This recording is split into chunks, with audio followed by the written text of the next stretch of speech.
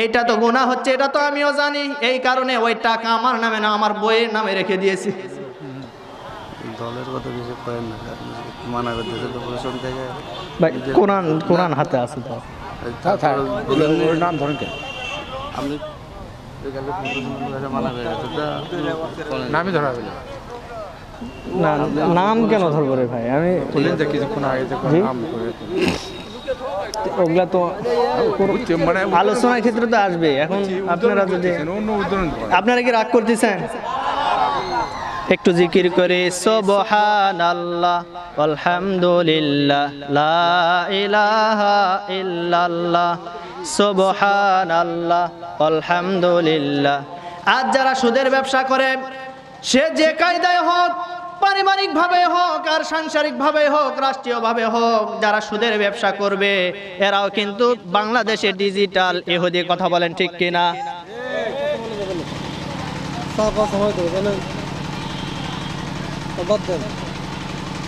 আচ্ছা, তাফসিরে যাচ্ছি তো। বললাম নাম ধরে কোন। আচ্ছা ঠিক আছে।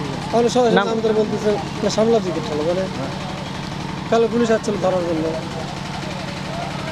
আচ্ছা, নাম ছাড়া নাম ছাড়া বলতে যে সমস্যা।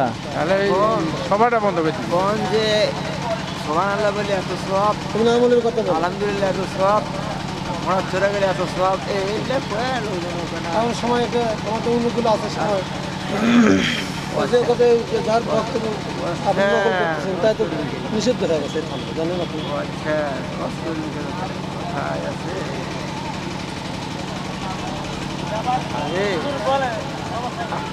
আপনি দিকে রাখতে পারেন, আপনি আমলের কথা এইটা তো গুনাহ হচ্ছে, এটা তো আমিও জানি। এই কারণে ওই টাকা আমার নামে না, আমার বইয়ের নামে রেখে দিয়েছি। দলের কথা কিছু করেন না, আপনি মানা করতেছে তো প্রশাসন থেকে। ভাই কোরআন কোরআন হাতে আছে তো। ওর নাম ধরেন কেন আপনি? মানা করে গেছে নামই ধরা হবে না, নাম কেন ধরবো রে ভাই? আমি বললেন যে কিছুক্ষণ আগে যে নাম করে ওগুলা তো মানে আলোচনার ক্ষেত্রে তো আসবে। এখন আপনারা যদি অন্য উদাহরণ আপনারা কি রাগ করতেছেন? একটু জিকির করে সুবহানাল্লাহ আলহামদুলিল্লাহ লা ইলাহা ইল্লাল্লাহ সুবহানাল্লাহ আলহামদুলিল্লাহ। আসুন আমরা পবিত্র কোরআনুল কারীম থেকে সরাসরি কথা শুনব। আমি আপনাদের সামনে পবিত্র কোরআনুল কারীমের সূরা নিসার 113 নম্বর আয়াত তেলাওয়াত করেছি। আমার যতটুকু জ্ঞান আছে আমি এই 113 নম্বর আয়াতের উপরে সামান্য কিছু কথা বলবো। আল্লাহ পাক আমাকে এবং আপনাদেরকে যেন ধৈর্য সহকারে শোনা তৌফিক দেয়। সবাই বলে আল্লাহুম্মা আমিন। আসুন আমার সঙ্গে তেলাওয়াত করুন। আউযু বিল্লাহি মিনাশ শাইতানির রাজিম। বিসমিল্লাহির রাহমানির রাহিম। ওয়ালাউলা ফাদলুল্লাহি আলাইকা ওয়া রাহমাতুহু লাহাম্মাত তাইফাতুম মিনহুম আইয়ুদিল্লুক। আল্লাহ রাব্বুল আলামিন বলেন এই আয়াতে, হে নবী, আপনার উপরে যদি আল্লাহর রহমত, আল্লাহর দয়া, আল্লাহর ফজল যদি না থাকতো তাহলে একদল মানুষ কিন্তু আপনাকে পথভ্রষ্ট করেই ফেলতো। এরপর আল্লাহ রাব্বুল আলামিন এই আয়াতের শেষ অংশে বলতেছেন যে আপনার উপরে আল্লাহর দয়া এবং আল্লাহর রহমত আছে, কারণ ওয়া আনজালাল্লাহু আলাইকাল কিতাবা ওয়াল হিকমা, আল্লাহর পক্ষ থেকে আপনার উপরে একটি কিতাব নাজিল হয়েছেন, যেই কিতাবের ভিতরে হিকমা এবং প্রজ্ঞাময়। ওয়া আল্লামাকা মা লাম তাকুম তাআলাম, আর আপনি যেটা জানতেন না আল্লাহ রাব্বুল আলামিন আপনাকে সেইটা জানিয়েছেন। বলি সুবহানাল্লাহ। এরপরে আল্লাহ রাব্বুল আলামিন বলছেন ওয়া কানা ফাদলুল্লাহি আলাইকা আযীমা, আর এই যে ফজল, যে রহমত, এটা আপনার আল্লাহর পক্ষ থেকে আপনার উপরে সবচাইতে বড় দয়া। বলি সুবহানাল্লাহ। আমার প্রিয় বন্ধুগণ, এবার আসুন তাফসীরের দিকে একটু চলে যাই। মক্কাতে যখন এই আয়াতটা নাজিল হলো সে সময় তিনটা জাতি ছিল প্রতিষ্ঠিত জাতি। মক্কার জমিনে তিনটা জাতি প্রতিষ্ঠিত ছিল। একটা ইহুদি, একটা নাসারা আর একটা মুশরিক। ইহুদিদের যে জাতীয় নেতা ছিল এই নেতাটির নাম ছিল মুখাইরেব, নাসারাদের জাতীয় নেতা ছিল মারহাব, আর মুশরিকদের জাতীয় নেতার নাম ছিল আবু জেহেল।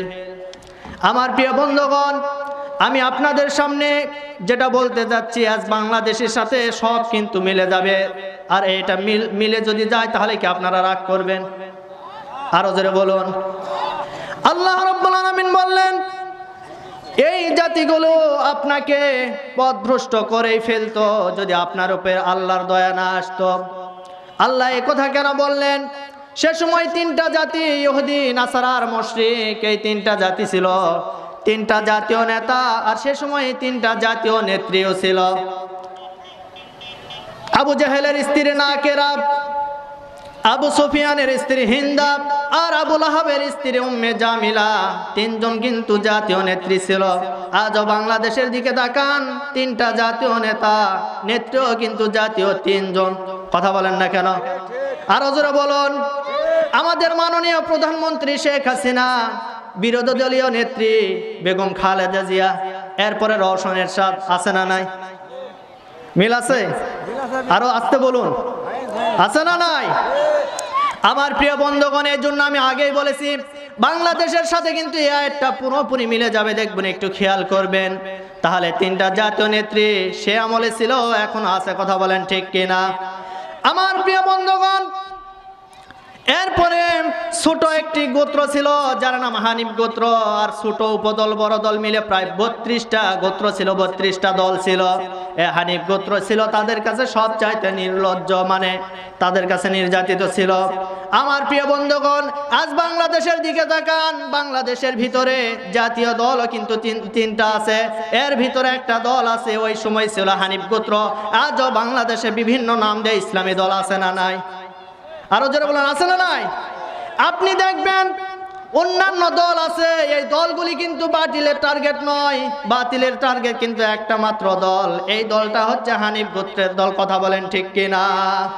তারা যতই ষড়যন্ত্র করুক না কেন, তারা যতই শত্রুতা করুক না কেন, আমার আল্লাহ রাব্বুল আলামিন সে সময় সে হানিফ গোত্রকে মক্কার জমিনে বিজয় দান করেছিল। আজও বাংলাদেশে, আজ হোক কাল হোক, বাংলাদেশে ওই দলকেই বিজয় দান করবে। কথা বলেন ঠিক কিনা? আমরা এইটা দেখতে চাই, আপনারা কি চান না? আল্লাহ কবুল করুক, সবাই বলে আল্লাহুম্মা আমিন। আমার ভাইরা, এই যে তিনটা দল, এই তিনটা দলের ব্যবসা কিন্তু তিনটা ছিল। একটা ইহুদিদের যে ব্যবসা ছিল সুদের ব্যবসা, ইহুদিদের ব্যবসা ছিল সুদের ব্যবসা। তারা সুদ বিভিন্ন মানুষকে বিভিন্ন কায়দায় দিত। আজও বাংলাদেশে সুদ আছে না নাই? আরো আসতে বলেন, আছে না নাই? এমন এমন ভালো ভালো মানুষ আজকে সুদ খায়, বড় বড় জুব্বা, বড় বড় পাগড়ি মাথায় দিয়ে সামনের কাতারে নামাজ পড়ে, মুসল্লি হাজী সাহেব 7 বার করে হজ করে, অথচ দেখবেন মসজিদে বসে বসে জিকির করে আর তাসবিহ টানে। আর দেখবেন 5 লাখ টাকা ব্যাংকে রেখে ওখান থেকে প্রতি মাসে যা আসে সেইটা খায়। কথা বলেন ঠিক কিনা? আছে না নাই? এরা সুদের টাকা খায় আর মসজিদে বসে বসে আল্লাহ আল্লাহ জিকির করে। আমার মনে হয় জিকির নেওয়ার জন্য আল্লাহ বসে আছে। কি কথা বলেন? এই সমস্ত চাচাকে ডাক দিয়ে বলবেন, চাচা আপনি যে সুদের টাকা খাচ্ছেন এটা তো আপনার গুনাহ হচ্ছে, আপনার তো জিনার গুনাহ হচ্ছে। ওই মুরব্বী ডাক দিয়ে বলেন, বাবা এ কি বলো, এইটা তো গুনাহ হচ্ছে, এটা তো আমিও জানি, এই কারণে ওই টাকা আমার নামে না আমার বইয়ের নামে রেখে দিয়েছি। দলের কথা কিছু করেন না, মানা করতেছে তো পুরো শুনতে যায়। ভাই কোরআন হাতে আছে তো, নাম ধরেন কেন? আপনি মানা করে নামই ধরা হইল না, নাম কেন ধরবো রে ভাই? আমি কিছুক্ষণ আগে নাম করে ওগুলা তো মানে আলোচনার ক্ষেত্রে তো আসবে। এখন আপনারা যদি অন্য উদাহরণ আপনারা কি রাগ করতেছেন? একটু জিকির করে সুবহানাল্লাহ আলহামদুলিল্লাহ লা ইলাহা ইল্লাল্লাহ সুবহানাল্লাহ আলহামদুলিল্লাহ আলহামদুলিল্লাহ লা ইলাহা সুবহানাল্লাহ আলহামদুলিল্লাহ লা ইলাহা সুবহানাল্লাহ আলহামদুলিল্লাহ লা ইলাহা ইল্লাল্লাহ সুবহানাল্লাহ আলহামদুলিল্লাহ লা ইলাহা ইল্লাল্লাহু মুহাম্মাদুর রাসূলুল্লাহ। চিৎকার মেরে বলুন সাল্লাল্লাহু আলাইহি ওয়াসাল্লাম। ভাই আপনারা কি মন খারাপ করছেন? আলোচনা করব। আমার ভাইরা একটু মনোযোগ দিয়ে শুনতে হবে। আমি যে কথাটা বলতেছিলাম সে সময় বলেছিলাম তিনটা দলের তিনটা নেত্রী। আজও বাংলাদেশে মিল আছে। এখন আসুন, তিনটা দলের ব্যবসাও ছিল তিনটা ভিন্ন ভিন্ন রকম। আজ যারা সুদের ব্যবসা করে, সে যে কায়দায় হোক, পারিবারিক ভাবে হোক আর সাংসারিক ভাবে হোক, রাষ্ট্রীয় ভাবে হোক, যারা সুদের ব্যবসা করবে এরাও কিন্তু বাংলাদেশে ডিজিটাল ইহুদি। কথা বলেন ঠিক কিনা?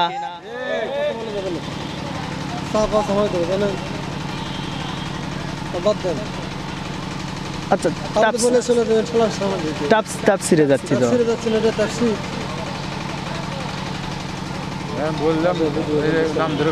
আচ্ছা ঠিক আছে। পুলিশ আসছিল ধরার জন্য। আচ্ছা, নাম ছাড়া নাম ছাড়া বলতেছি সমস্যা। সবাটা বন্ধ করছি। কোন যে সুবহানাল্লাহ বলে এত সওয়াব, তুমি আমলের কথা বলো, আলহামদুলিল্লাহ এত সওয়াব, আমরা চলে গেলে এত সওয়াব। এইটা কয় লোক সময় একটা আমাদের অন্যগুলো আছে সময় ওই কথা যার বক্তব্য আপনি নকল করতেছেন তাই তো নিষিদ্ধ হয়ে গেছে। জানেন আপনি? আচ্ছা,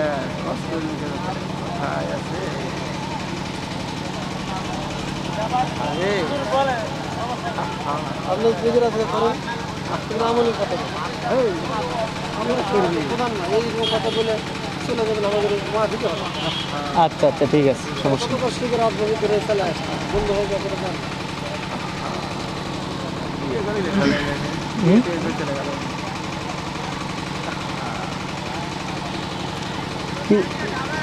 কি শেষ করে দিব? না না, 2-4টা কোন কি করবি? জি, লোকজন ফোন দিয়ে বসে আছে। শেষ করে দিব। মাইকটাই তো অন করে নেই।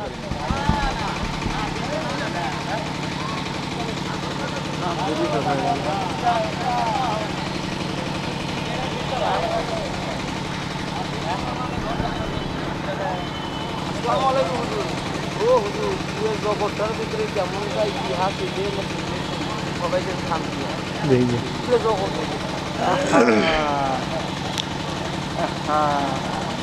আমার প্রিয় বন্ধুগণ,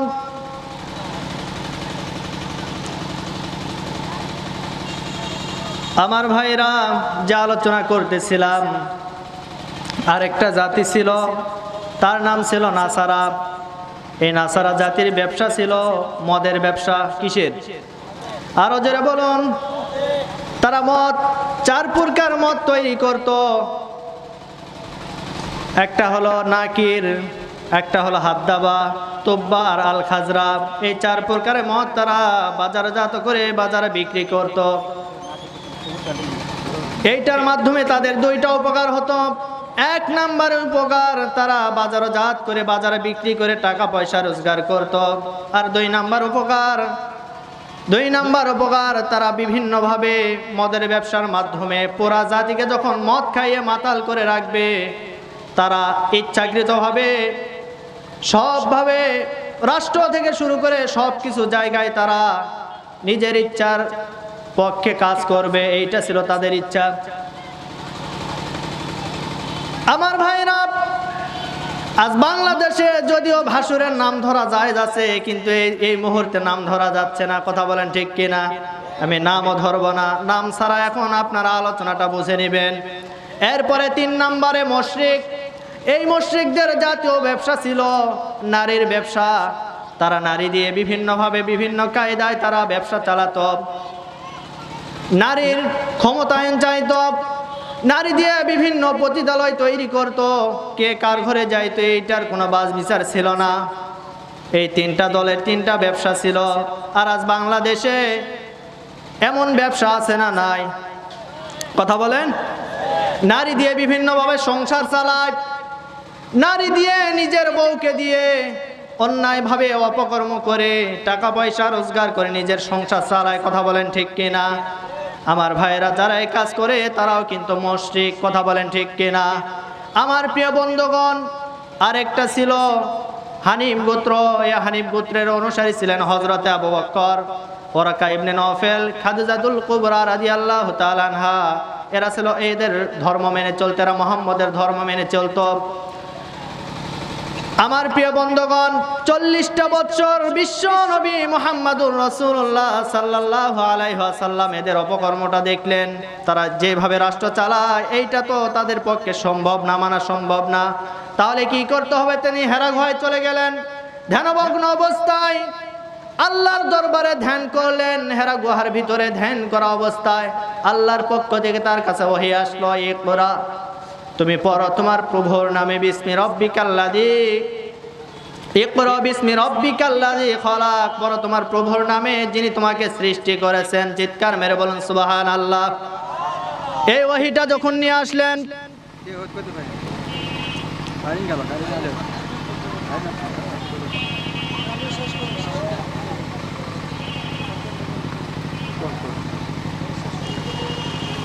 আচ্ছা ঠিক আছে।